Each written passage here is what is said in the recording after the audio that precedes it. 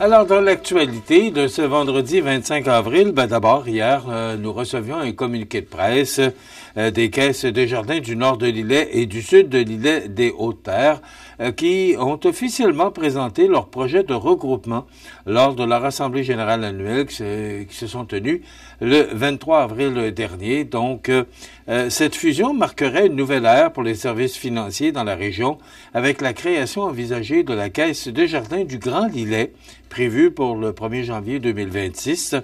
En unissant leurs forces, les trois caisses souhaitent former une coopérative de près de 20 000 membres, capable de gérer un impressionnant volume d'affaires de 1,749 milliard de dollars quand même. Pour que le projet voie le jour, il devra obtenir l'approbation des membres lors des assemblées générales extraordinaires du 18 juin, qui se dérouleront en mode virtuel. Une majorité qualifiée de 66,67% sera nécessaire pour aller de l'avant. Ce que ça veut dire, c'est que ça prend 2/3 des membres là, pour que ça puisse être accepté, qu'on puisse aller de l'avant avec ce projet. Les administrateurs affirment avec conviction que ce regroupement représente un pas en avant, une réponse concrète aux enjeux de demain et un engagement renouvelé envers les communautés locales. On est rendu là, puis il faut se donner une force, et on a vu ça, on l'a vécu ici dans notre région, je pense qu'il faut aller vers ça parce que c'est l'avenir, c'est qu'il faut donner à nos dirigeants les moyens pour être capables de faire face aux défis de demain. Et ils sont grands, les défis de demain. Vous voyez comme moi tout ce qui se passe sur notre planète, là. Je pense qu'il faut se donner une force et ensemble, quand on est tissé serré, je dis pas pas du tout que les caisses de l'île Nord et des Hautes-Terres ne sont pas tissées serrées, pas du tout. Mais là, tout le monde ensemble. Aussi, faut pas se le cacher, c'est le problème de main-d'œuvre aussi qui est un enjeu très important. Donc, au niveau financier, au niveau service, au niveau proximité, je pense que ce sont des mots qui font foi de tout par rapport à ce regroupement. Et moi, je pense qu'on ne peut voir que ce regroupement que très positif. Alors, ça vous sera présenté parce que on est particulièrement regardé là, dans la région de Saint-Pamphile, qui représente le sud de l'îlet et des Hautes-Terres, là. Alors, vous aurez à prendre cette décision. Et votre participation est quand même importante parce que ça vous appartient. Alors, ce sera, et ça se fera le 18 juin prochain. D'ailleurs, il y aura sûrement là, une invitation qui vous sera lancée comme membre de Desjardins là, pour participer à cette assemblée générale qui se déroulera en mode virtuel. Ça veut dire que vous n'aurez qu'à ouvrir votre ordinateur et d'y aller là, pour entendre ce que les dirigeants des deux secteurs ont à vous présenter comme avantage là, de cette fusion, ce regroupement. Je pense que c'est peut-être plus approprié regroupement que fusion, mais on utilise quand même dans le communiqué le mot fusion pour marquer une nouvelle ère pour les services financiers dans la région de l'îlet, avec la création envisagée de la Caisse Desjardins du Grand Lillet qui deviendrait officielle si 2/3 des membres acceptent cette fusion le 1er janvier 2026. On vous a présenté un reportage tout à l'heure de Mario. On soulignait hier aux Galeries Montmagny là, les 100 ans d'art textile du Cercle des fermières de Montmagny. Quand même, là, 100 ans, c'est pas beaucoup d'organismes qui peuvent se vanter d'avoir vécu pendant 100 ans. Alors, le Cercle des fermières, là, qui est bien présent encore. Et on recevra la présidente de la Fédération du Cercle des fermières du Québec, qui représente la section de Bellechasse, Etchemin, Montmagny-Lillet, qui sera avec nous lundi parce qu'il va y avoir un congrès en fin de semaine prochaine, pas la fin de semaine qui vient, la fin de semaine du 3 mai. Il va y avoir un congrès qui va réunir tous ces gens là, qui sont impliqués là, dans les régions que je viens de vous nommer.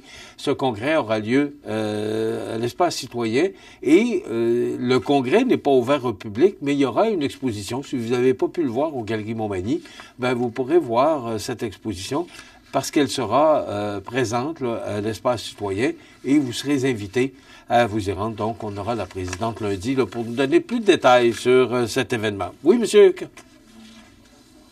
Oui, M. Carbonneau nous dit qu'on pourrait passer le reportage. Alors, allons-y donc. Jeudi, les représentants du Cercle des fermières de Montmagny nous conviennent aux Galeries Montmagny pour souligner le 100e anniversaire de leur organisme.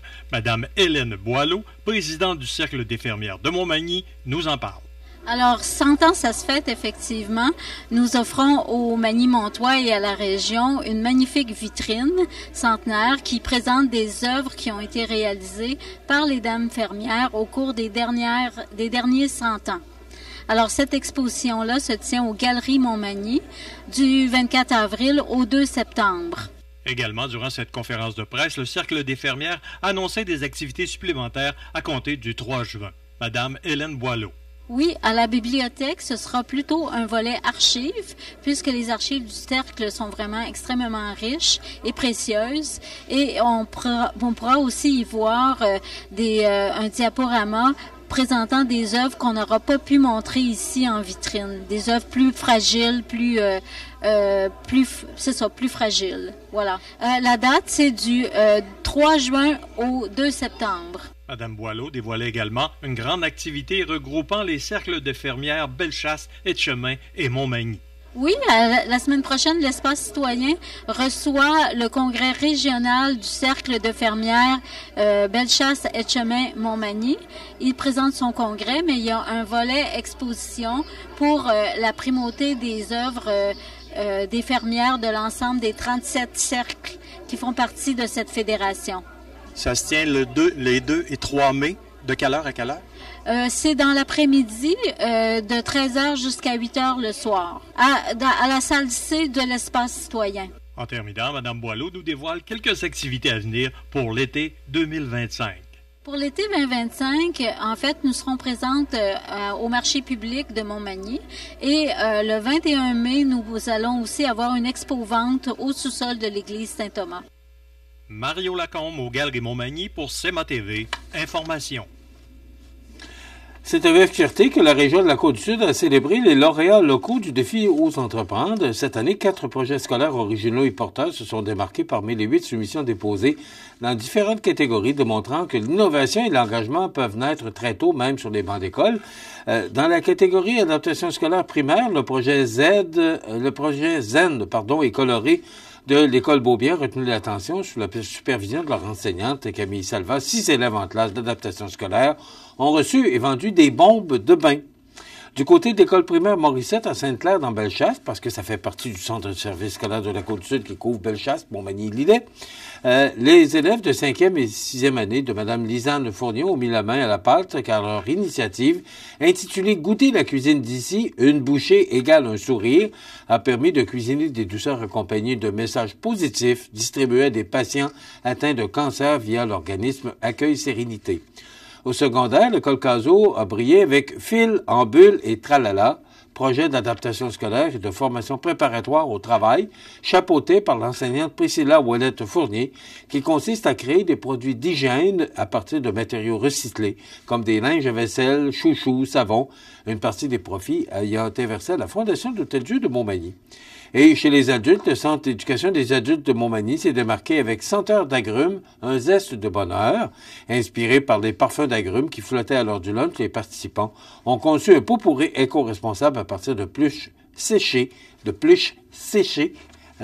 et des sacs faits à la main.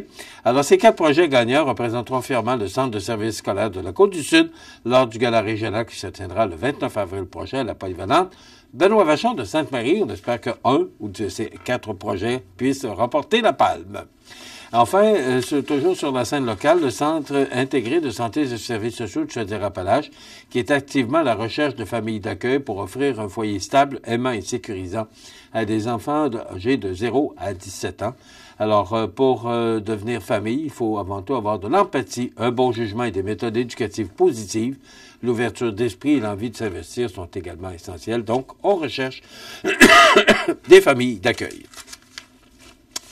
Sur la scène provinciale, nationale et internationale, ce matin, Go Habs Go! Go Habs Go! Maintenant, allez Canadiens, allez! Allez Canadiens, allez! Qu'est-ce que vous préférez? Eh bien, la langue française se mêle de ça. Maintenant, sur les autobus à Montréal, on voit « Allez, Canadiens, allez ». Il n'y a plus de Go Abs Go parce que l'Office québécois de la langue française s'en est mêlé. Alors, les parlementaires libéraux et solidaires se sont portés hier à la défense de cette formule consacrée pour encourager l'équipe de hockey du Canadien de Montréal. Alors, je ne pense pas que c'est ce qui menace la langue française. Le Go Abs Go a lancé la chef parlementaire solidaire Ruba Gazal. Il en est de même pour le libéral Marc Tanguay. Mais le ministre responsable de la langue française, Jean-François Robert, a été avare de commentaires au sujet de la décision de l'Office de la langue française d'interdire à la Société de transport de Montréal d'afficher l'expression sur ses autobus. Je laisse l'organisme faire son travail, s'est-il limité à dire, mais son collègue de la culture, Mathieu Lacombe, n'a pu s'empêcher de lancer un Go Abs Go en passant près des journalistes dans les corridors de l'Assemblée nationale. Il me semble que M. Laberge aurait pu dire « Ouais, on peut peut-être faire une petite exception. » Mais si on fait une exception, ben là, peut-être qu'on va vivre avec d'autres exceptions qu'il faudrait accepter. Peut-être que c'est là que M. Robert, je dis, ben c'est peut-être, j'aime mieux pas embarquer là-dedans. Mais, Go Abs Go, là, on est rendu loin. Mais c'est ça. Excusez-moi l'expression, mais vous allez bien comprendre, c'est tout ou pas tout. Alors, c'est probablement ce qui fait que M. Robert n'a pas voulu commenter. Bon, vous savez que lundi, on va voter. C'était le vote par anticipation. C'est quand même, excusez-moi, très important. C'est 25% du vote par anticipation qui a eu lieu en fin de semaine dernière, parce qu'il y avait 4 jours, parce que c'était congé. On a vraiment facilité les gens là, à aller voter. Et là, c'est lundi que ça se passe. Alors, vous aurez le temps amplement, là, parce que les bureaux de votation ouvrent à quelle heure, Jean? 9 h le matin, probablement? Ça doit être 9 h jusqu'à 20 h le soir, possiblement, là. Alors, ça vous donne amplement le temps d'aller voter. Vous avez reçu une carte avec des écriteaux en brun, là. Alors, ça vous indique où aller voter, de quelle heure à quelle heure. Alors, quel est votre bureau de votation? Il y en a plusieurs, je pense, qui vont aller voter là, au espace citoyen. Mais vérifiez sur votre carton brun que vous avez reçu. Ça vous indique où vous devrez aller voter. Et dans le Journal de Québec, ce matin, sous la plume de Raphaël Pirot, il semblerait que M. Poilievre soit dans le trouble dans son propre comté. Des électeurs conservateurs qui sont tentés de voter libéral. Il semblerait que ce soit le même phénomène pour dans Barnaby Center, dans Barnaby Centre, là, pour M. Singh, qui est le chef du parti NPD. Alors, est-ce qu'on va assister à une vague libérale, une vague conservatrice? On ne sait pas. C'est difficile à dire. Les sondages démontrent qu'encore, Monsieur Carney, du Parti libéral, est en avance là, de 4 ou 5 points, là, selon les sondages. Est-ce que ça va se poursuivre, cette vague? Ben, on verra bien. C'est lundi soir qu'on va apprendre ça dans l'élection. Et bien sûr, on a notre élection locale qui se déroulera également alors que plusieurs partis, c'est 7 partis qui sont représentés, ou je vais le dire au conditionnel parce que je les ai pas tous, mais ce serait 7, il y aurait 7 candidates sur le bulletin de vote de Côte-du-Sud, Rivière-du-Loup, Katascomique, Témiscouata. Je vais rester surpris un peu hier. Vous savez, depuis que M. Trump est au pouvoir, on vit beaucoup de changements. Il y a beaucoup de choses qui se passent depuis que M. Trump est au pouvoir, depuis le 20 janvier dernier. Mais hier, dans la nuit de mercredi à jeudi, il semblerait que l'armée russe ait bombardé passablement la capitale de l'Ukraine, Kiev. Et hier, M. Trump qui a lancé un message assez clair et assez surprenant. Vladimir, arrête.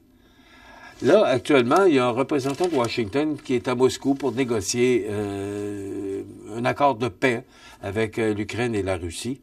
Mais je vous cache pas là, que le président américain m'a surpris hier dans son message à son homologue russe après des frappes. Là, Vladimir, arrête. Alors, est-ce que M. Poutine entendra le message de son homologue américain? C'est à suivre. Au cours des prochains mois, la société d'État va dépenser 10 milliards de dollars, c'est-à-dire d'ici 2035, pour favoriser l'efficacité énergétique. Autrement dit, ce que ça veut dire, là, c'est qu'au cours des prochains mois, excusez-moi, des prochains mois, voire des prochaines années, on va vous inciter par toutes sortes de moyens à économiser l'électricité. Que ce soit par Hydro-Québec va aider les ménages québécois là, à réduire leur consommation et leurs factures en offrant des appuis financiers, notamment pour l'achat d'équipements intelligents et de thermopompes et des rabais sur la note d'électricité. Donc, un programme d'accès à 0 $ de thermostat intelligent canadien qui est disponible dès maintenant pour les clients. Il y a toutes sortes de moyens qu'on va vous solliciter pour diminuer votre facture d'électricité, mais aussi diminuer la demande en électricité. Et tout ça devrait se traduire par une économie là, de 10 % de toute l'électricité consommée au Québec. Quand même, c'est beaucoup. C'est 10 ans qu'on se donne pour ça. On peut que saluer ce que Hydro-Québec veut mettre en marche. Puis on va tenter d'embarquer là-dedans, en tout cas moi le premier, si on peut aider à économiser notre énergie, parce que toute ressource, sans exception, que ce soit l'eau, l'électricité ou peu importe, le pétrole, tout a une fin si on ne fait pas attention et si on n'économise pas. Donc, on va tenter d'aider Hydro-Québec. En tout cas, moi, je vais le faire. Puis si je peux vous véhiculer certains moyens qu'on pourra prendre, ben on va vous les prendre. Je voulais vous parler, là, la rémunération du patron de la Caisse de dépôt qui a bondi de près de 10 % pour friser les 5 millions de dollars, même si les rendements ont été décevants. Moi, j'ai toujours entendu boni de performance. Mais le président de la Caisse de dépôt et de placement, là, qui a eu 440 000 $ de plus pour le féliciter de ses mauvais résultats, c'est le titre du Journal de Québec de ce matin, et 18,5 milliards de dollars injectés en santé. Est-ce qu'on a plus de services? C'est un article que je vous invite à regarder de Michel Girard ce matin, qui nous dit que ça nous coûte de plus en plus cher, mais est-ce qu'on a de plus en plus de services au niveau de la santé? Moi, je vous ai dit que je faisais confiance à M. Dubé pour remettre le ministère de la Santé sur ses rails, mais il semble qu'il trouve le défi extrêmement élevé et difficile. Alors, histoire à suivre. Lundi, Ancrez-vous, c'est la chronique qu'on vous propose avec Jessica Fortier-Lavallée de l'Ancre, et on reçoit Mme André Laliberté, qui est présidente de la Fédération du Cercle des fermières Bellechasse, Etchemin, Montmagny-Lillet. C'est ce qu'on vous propose pour lundi. Ce sera gris en fin de semaine et pluvieux, mais quand même, je vous souhaite une belle fin de semaine et je vous donne rendez-vous lundi. Bon week-end.